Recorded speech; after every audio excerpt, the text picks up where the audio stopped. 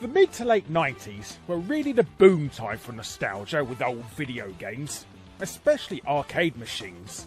The huge success Namco had with their Namco Museum series on PS1 blew open the floodgates of publishers rubbing their hands at making a quick buck from recycling old software.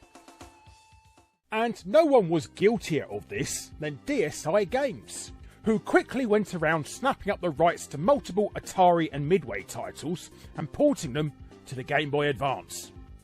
Unfortunately, DSi assumed that, as the games already existed, it would be a cinch to port them, so gave Italian developers Frame Studios the Herculean task of porting Rampage and Paperboy, and this entry's title, the blatantly disappointing Tetris bandwagon jumping puzzler Klax, and Mark Cerny's seminal isometric ball fondler Marble Madness in just 2 months.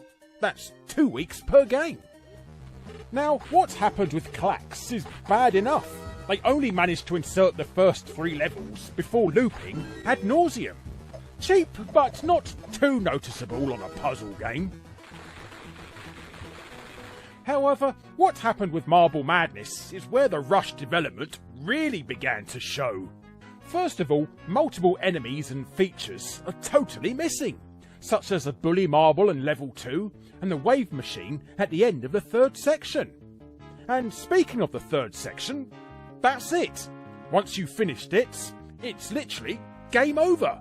Back to the title screen. Marble Madness was a short enough game sporting only 7 rounds, but to give you half a game was little more than what you got in a demo. In all fairness, Frame Studios were intending to release the game complete. Looking into the game's code, there's placeholders for the missing rounds titles. But for DSi to only give the poor sods 2 weeks to port a legendary arcade game, and then happily publish it with no mention that half the game was missing, is totally inexcusable.